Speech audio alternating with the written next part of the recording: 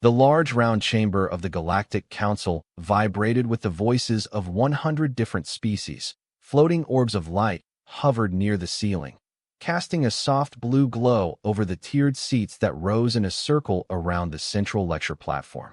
John Miller straightened his formal diplomatic uniform and took a deep breath.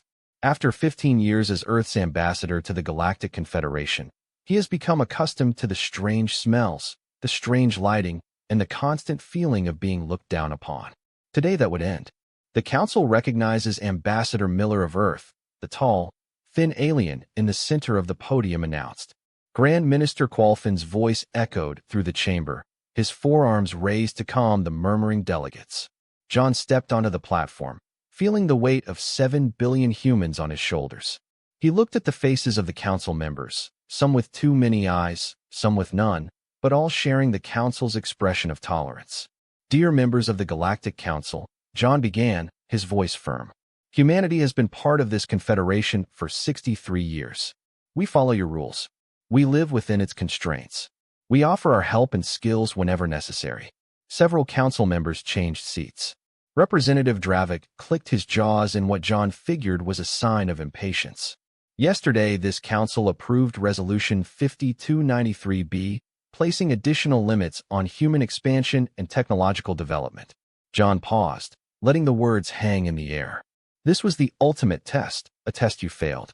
Now the chamber became quieter. The Arkelian delegate leaned forward, her scaled brow furrowed.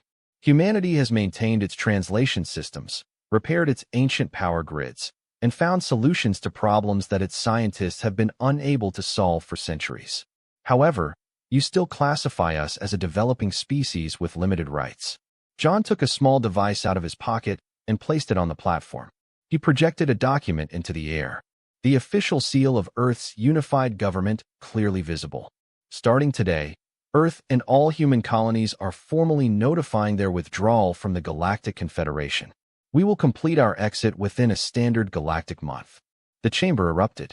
Some delegates stood, others banged appendages on their consoles. Vortian Representative Zixtal watched silently, narrowing his large red eyes. Qualfin tapped his ceremonial staff on the ground. Order. We will have order. When the noise finally died down, Qualfin's voice floated condescendingly. Ambassador Miller, your government certainly understands that no thriving species can survive without the support of the Confederacy. Your colonies depend on our trade networks. Your ships use our jump gates. This is clearly a negotiation tactic. John smiled for the first time that day. It is not. Humanity decided to follow its own path.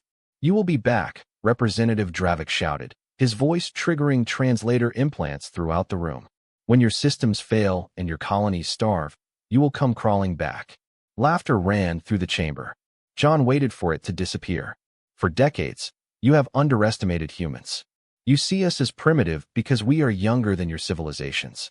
You never stopped to think that we could be watching, learning, and preparing. John grabbed his device and stepped off the platform. Humanity will not return. In fact, I suspect some of you may be looking for us soon. As he walked towards the exit, the council again erupted into arguments and exclamations. John caught Zixtal's eye, who gave him a small nod in what could have been respect or concern. Outside in the hallway, John's assistant, Patricia Dawson, waited, in her pristine, formal admiral's uniform. How did they react? She asked.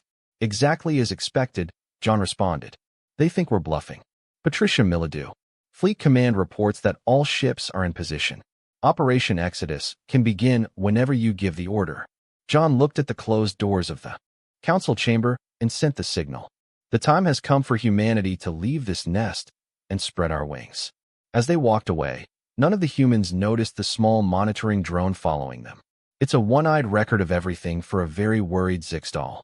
Admiral Patricia Dawson stood on the bridge of Earth's flagship, Resolute, observing the massive display that showed hundreds of human ships moving through charted space.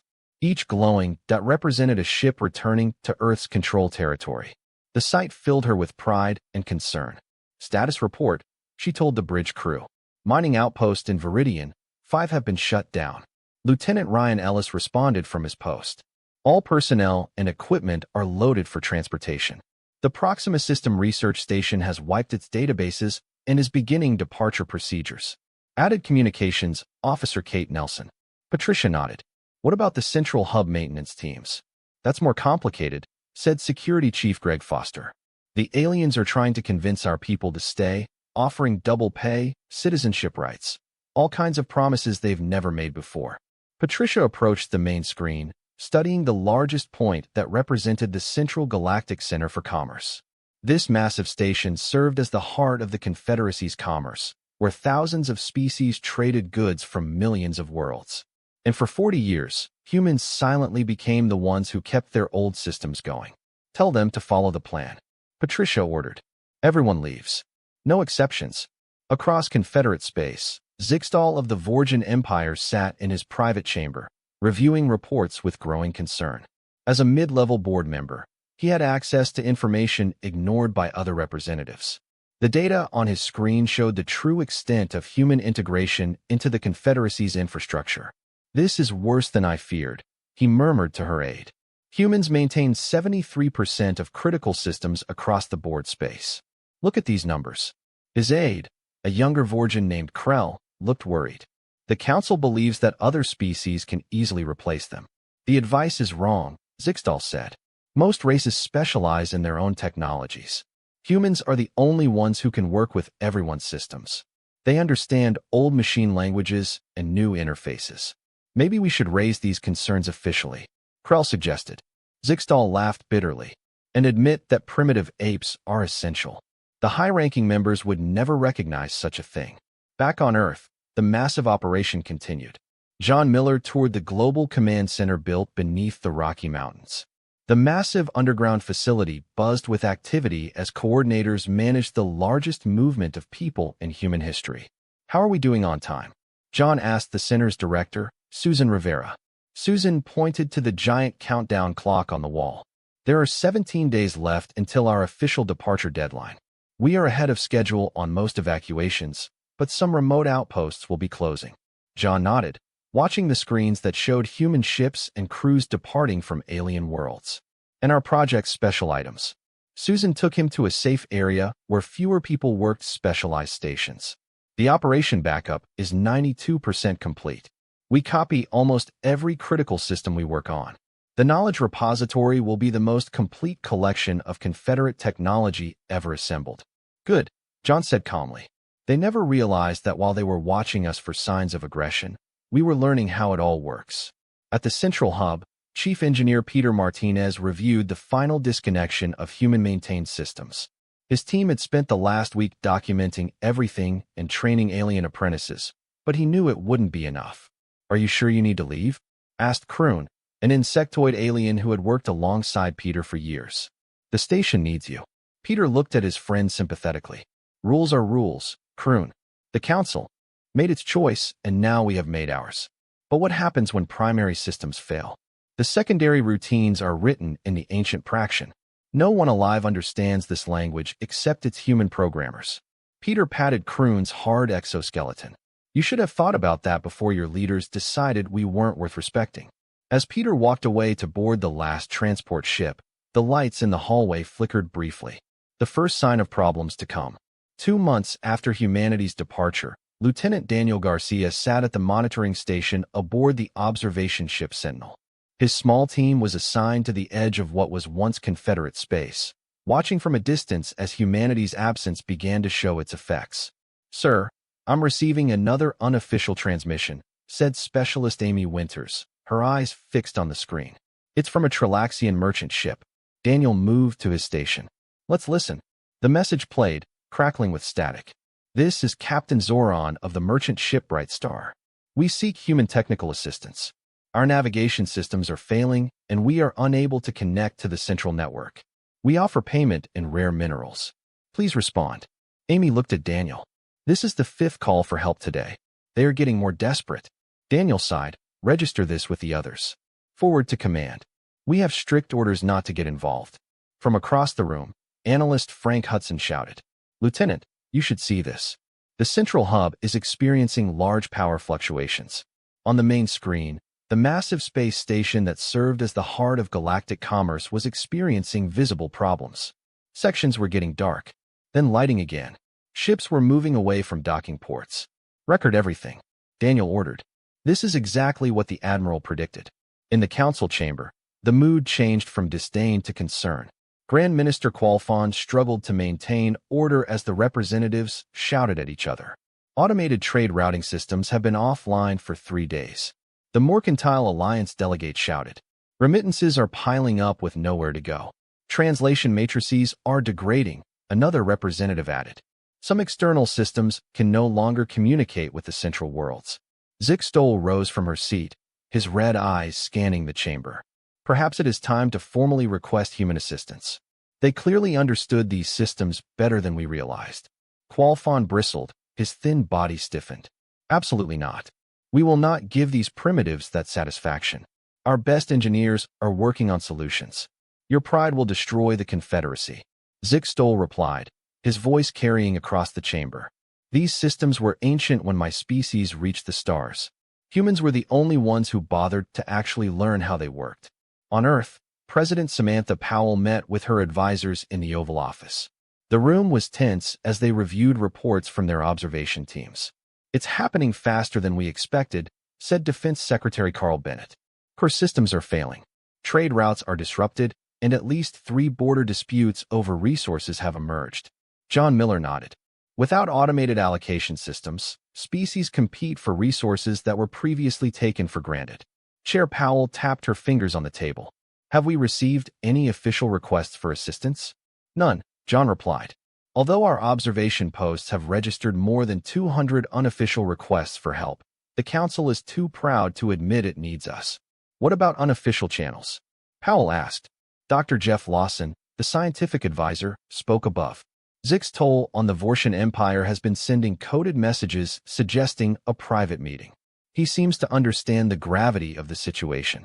Powell got up and went to the window, looking at the Washington Monument in the distance, and arranged to meet Zixtol booth. It's time to set our terms. The Confederacy must understand that we will only return as equals, not as servants. Back downtown, panic was spreading. The food distribution system failed, leaving thousands of people without supplies. In the control center, alien engineers argued over incomprehensible codes on ancient screens.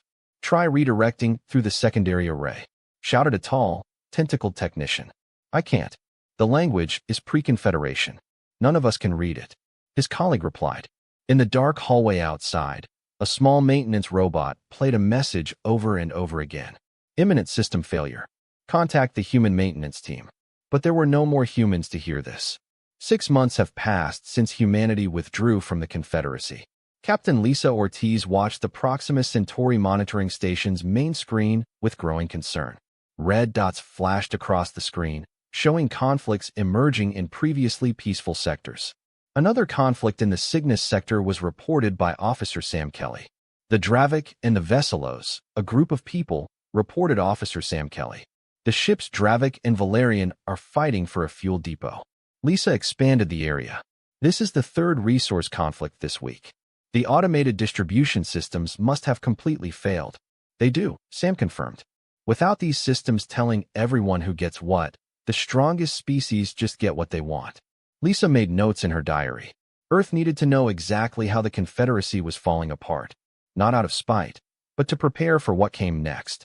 The station communications officer shouted, Captain, we are receiving a direct message from Dr. Alan Wong on Earth, Priority 1.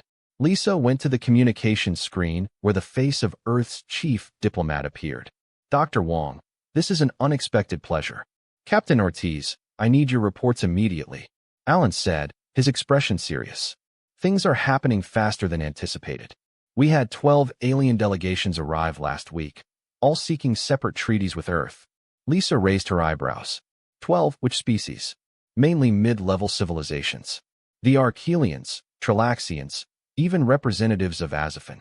They are breaking with the Council. I'll send everything we recorded, Lisa promised. The situation here is deteriorating rapidly. In the presidential briefing room on Earth, Dr. Alan Wong briefed President Powell and his cabinet on the latest developments. Oblivions. The Confederation is fragmenting, he explained, pointing to a holographic map showing different colored sectors. These regions effectively declared independence from the Council's authority. Secretary of Defense Bennett looked worried. Are they forming a united front against the Council? No, Alan replied. That's the problem. It is becoming every species for itself. Carefully balanced systems of resource sharing have collapsed. Some worlds are already facing food shortages. President Powell studied the map. What are they asking of us? Technical assistance, mainly, said Alan. They want our engineers to fix their faulty systems. In return, they offer notable concessions. Mining rights, technology transfers, even territorial recognitions. The Council always denied us. John Miller spoke from his seat at the table. Madam President, I believe it is time to implement the openness policy we have discussed. Powell nodded slowly. I agree. Prepare a formal announcement. Earth will provide humanitarian and technical assistance to any civilization that recognizes our sovereign status and agrees to fair terms of exchange. We will not allow innocent beings to suffer, but we will not be secondary citizens. On the other side of the galaxy, on Council member Zixtal's private estate, a secret meeting took place. Zixtal welcomed representatives from 15 different species, all mid-level members of the Council who predicted imminent collapse. The situation is worse than the Council admits, Zixtal told the assembled aliens. The ancient systems that regulated everything from trade to atmospheric controls on thousands of worlds are failing. Most were built by long-extinct species. Only humans have had the time to fully understand them. A blue-skinned deputy raised a tentacle. What do you propose? We must break with the Council's position, Zixtal said firmly. Form a separate coalition and formally request human assistance. This is treason, another representative said gassily. It's survival, countered Zixtal. Would you rather maintain your pride while your people starve? Humans will not return alone. We must comply with its terms. While the delegates argued, news arrived that shook everyone. 3 Dravik warships attacked a human observation post near the Proxima sector. Earth's defense fleet responded, destroying 2 attackers. It has already begun, said Zixtal sternly. The desperate are becoming dangerous. If we don't act now, this could escalate into an all-out war. As the meeting continued, none of them noticed the small camera hidden in the ceiling, transmitting everything to a very interested Grand Minister Qualfon. The once grand Galactic Council chamber was now a scene of disorder. Delegates shouted at each other, banging on tables and waving their appendages angrily. Grand Minister Qualfon had lost control of the proceedings days ago. Now he simply stood at his podium, watching the chaos unfold. The Archelian Federation demands immediate action, shouted a tall, blue-skinned deputy. 3 of our colonial worlds have lost life support systems. Millions will die without technical assistance. The Dravik Empire will take care of its own affairs, contrary to the insectoid representative. We don't need help from humans or any other species. A smaller Stavanger delegate chair can be seen. Easy for you to say. Their worlds were built with their own technology. Many of us live in old seasons that we never fully understand. Qualfon tapped his ceremonial staff, but few noticed. His authority collapsed along with the systems that once kept the Confederation functioning. At that moment, the doors of the chamber opened. Security guards entered, escorting Zixtal and several delegates from their secret meeting. His hands and tentacles were tied. Attention, Qualfon's voice finally cut through the noise. These traitors were caught plotting against the Council. They planned to form a splinter faction and ally with the humans. The chamber fell silent for a moment, then erupted again, this time with some delegates shouting support for Zixtal. Maybe they are right, called a voice from behind. It is better to seek help than to see our world die. Deep in Archelian space, Chief Engineer Benjamin Ross has led a team of human experts toward a massive energy facility. Their ship had arrived just hours before, responding to an urgent request that completely bypassed the Council's authority. The situation is critical, explained the Archelian guide who leads them through the facility. The antimatter containment system is failing. If it collapses, 3-star systems will be destroyed. Ben nodded, studying the readings on his tablet. The code architecture is old Praxian, like most really old systems. We've worked with this before. His team set up the equipment and began connecting to the facility's computers. The Archelian engineers watched in amazement as the humans navigated the incomprehensible systems with practiced ease. How do you understand these ancient languages? One asked. Ben smiled as his fingers flew across the interface. Humans are curious. When we found these systems, We weren't just satisfied with knowing that they worked. We wanted to know how and why. We spent decades decoding them, while council races were content to let them run without understanding them. After 6 hours of intense work, the containment system stabilized. Warning lights turned green throughout the facility. The Archelian administrator bowed deeply to Ben and his team. The Archelian Federation is forever among humanity's dead, she said formally. Our government will sign the treaty offered by Earth immediately. Equal status, open exchange of knowledge, neutral defense. Back on Earth, President Powell spoke to a packed press conference. Today marks a turning point, she announced. 17 former Confederate species have now signed treaties with Earth under our open-handed policy. Humanitarian aid is flowing to affected worlds, and our technical teams are resolving the most critical systems failures. A reporter raised her hand. Madam President, what about the Council's accusations that Earth is deliberately dividing the Confederacy? Powell's expression hardened. The Confederacy began to crumble the moment it discarded the value of humanity. We didn't sabotage anything when we left. We simply failed to maintain what was never properly appreciated. In a secret cell in the council station, Sixthel sat alone. The guards had taken the other deputies away hours ago. He wondered if they would face execution for their betrayal. The door opened, revealing Grand Minister Qualfon. The once proud leader looked tired, his skin pale. You were right, Qualfon said calmly. Systems are failing faster than we can understand them. Then let me go, replied Sixthel. Let me contact the humans officially. Qualfon's forehands tightened. It's too late. The Emergency Council voted.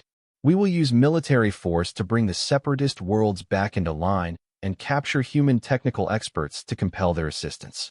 Sixthel looked horrified. You are declaring war on humanity. This is crazy.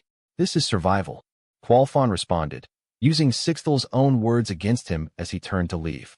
The Commandante Olivia Martinez stood on the bridge of the humanitarian ship Hope, watching as her crew coordinated relief supplies to the Trilaxian colony below. The once prosperous world now suffered from failing atmospheric processors and food production systems. Medical teams report 2,300 cases of malnutrition, said its first officer, Paul Wright. Their food synthesis systems failed weeks ago. Olivia nodded sternly. Take our agricultural experts there. I want these systems back up and running within 48 hours. A young communications officer left her post. Commander, urgent message from Land Command. Council forces have been detected moving towards this system. Olivia's expression hardened. How long until they arrive? 6 hours at current speed. Continue the relief operation, Olivia ordered. But prepare the ship for an emergency departure if necessary. And alert our escort ships. 2 human combat ships hovered in orbit, protecting the humanitarian mission. Council leaders made their intentions clear. They would use force to maintain their control and acquire human knowledge by any means necessary. On Earth, Dr. William Jackson reviewed the latest reports from across former Confederacy space. As the Human Diplomatic Corps' chief xenosociologist, he followed how different alien cultures were responding to the ongoing crisis. It's fascinating. He told his colleague Dr. Megan Lewis that species that were traditionally allied with anti-human factions are now rapidly adopting humane practices. On his screen, images showed alien worlds where humans were now welcomed as heroes. The Archelian children were learning the languages of Earth. Zipan engineers were studying human technical manuals. Even some Vortian colonies have begun to display human cultural symbols. The Council has always feared that human influence would spread, Megan noted. That's why they've kept us restricted all these years. William nodded. They feared cultural contamination more than military threat. And now it's happening anyway, because we are helping people while they are not protecting their own citizens. The conversation was interrupted when an aide ran in. Dr. Jackson, we have received an encrypted transmission from within Council space. It's from Zixtal. The Vortian Council member's face appeared on the screen, his red eyes darting nervously as if he was afraid of being discovered. Dr. Jackson, I have little time. Qualfon ordered military action against human ships and allied worlds. 3 battle groups have already been mobilized. William leaned forward. We detected some movement, but nothing on this scale. They are using older hyperspace routes to mask their approach, Zixtal explained.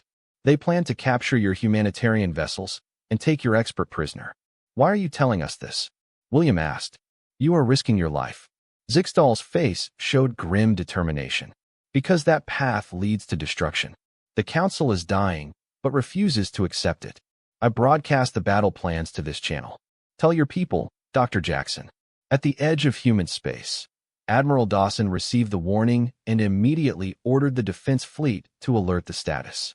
Within hours, 25 combat ships moved to protect humanitarian missions throughout former Confederate territory. In the Trilaxian system, Commander Martinez observed 2 Council warships emerge from hyperspace earlier than expected. They changed course, their tactical officer reported. Approaching quickly, Olivia activated ship-wide communications. Guys, secure your stations. Medical teams, continue your work. I work for as long as possible. We will not abandon these people unless absolutely necessary. The Council ships transmitted a message. Human ship, shut down engines and prepare to be boarded. Resistance will be met with force. Olivia was about to respond when 3 human defense ships appeared behind the Council ships, carrying weapons. This is Captain Eric Jordan of the Earth Defense Force. A new transmission addressed to the Council ships has arrived. The ship you are threatening is on a humanitarian mission protected by interstellar law. Walk away immediately or face the consequences. For a tense moment, nothing happened. Then the Council ships began to move away. They are retreating, the tactical officer announced, relief evident in his voice. Olivia released the breath she had been holding.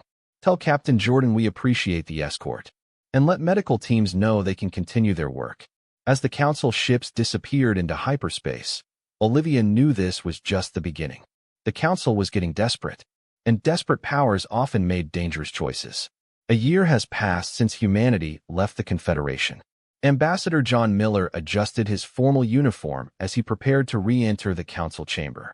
This time he wouldn't be alone.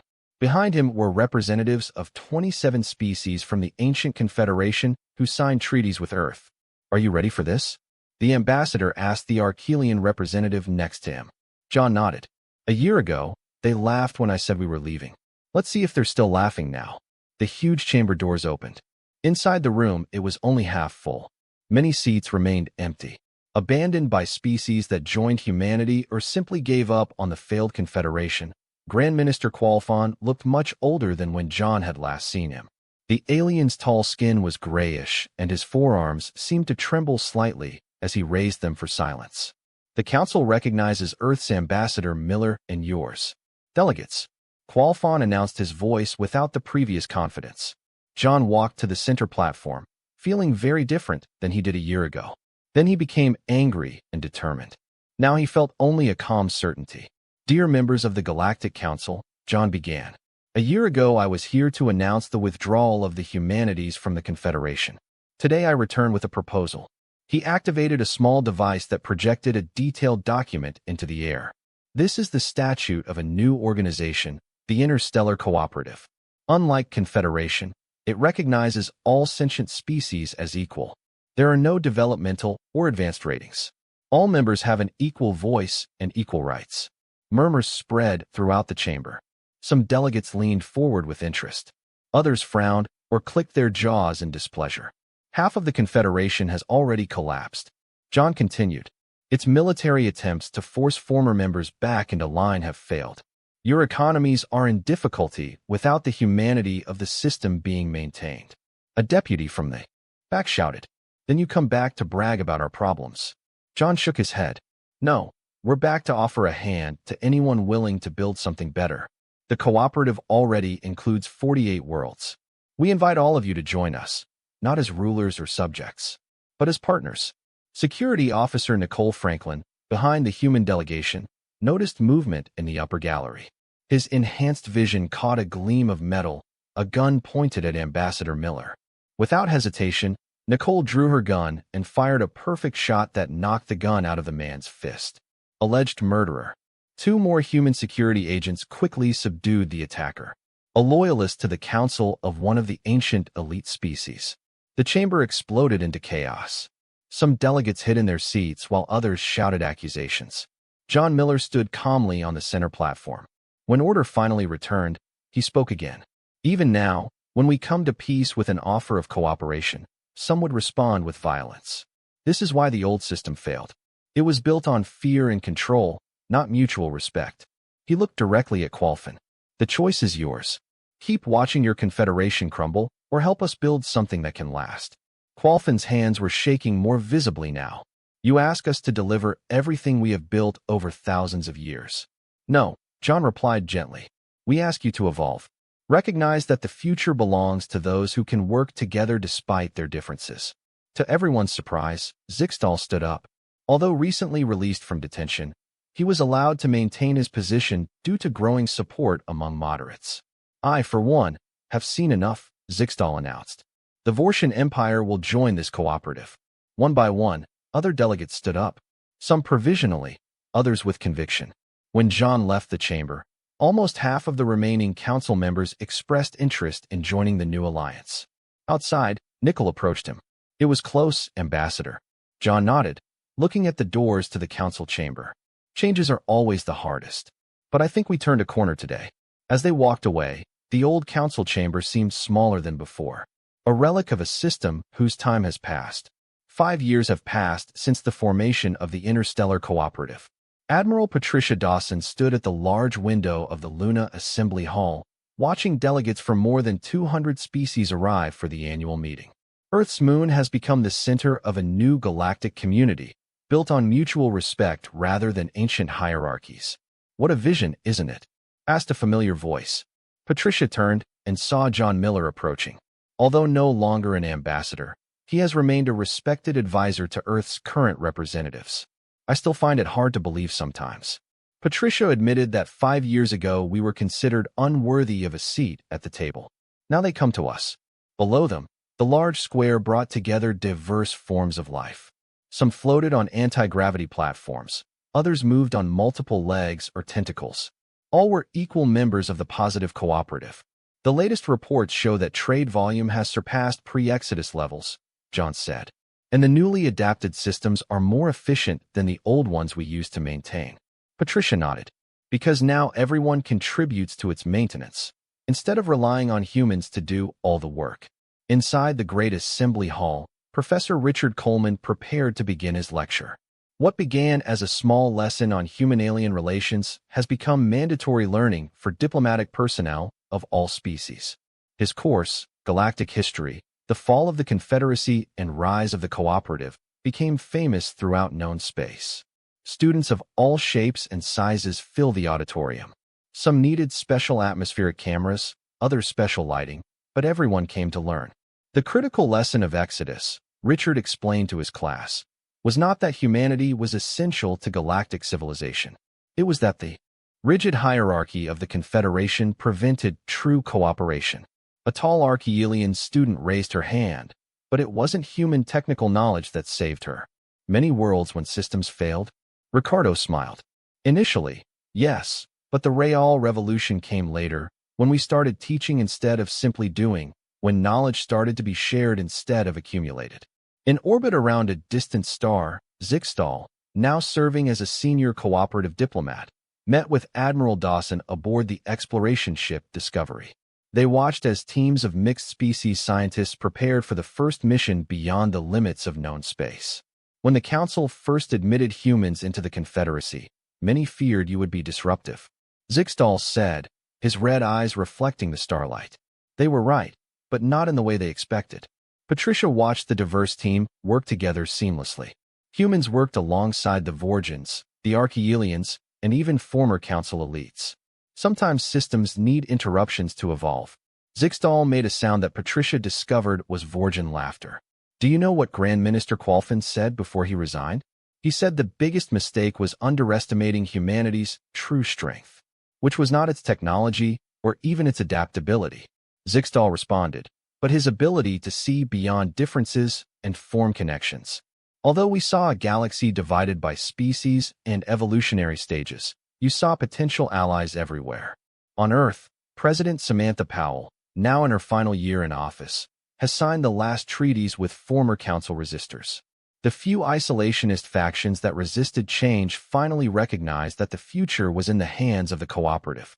With these signatures, she announced to the assembled press, the transition is complete, the Galactic Confederation is officially dissolved, and all former members have joined the cooperative. A reporter asked, Looking back, did humanity plan for this outcome when you left the council? Powell smiled thoughtfully. We didn't go out to see the Confederation fall. We left because we deserved better. The fact that others reached the same conclusion was not our design. It was the natural result of a flawed system that needed to change. As night fell over the new cooperative headquarters on Luna, lights from 1,000 different worlds shone in a great dome. The stars above no longer represented distant and separate civilizations, but parts of a connected whole. The day humanity left, the Galactic Council truly fell into chaos. But from this chaos, something stronger emerged, a true community of equals reaching for the stars together.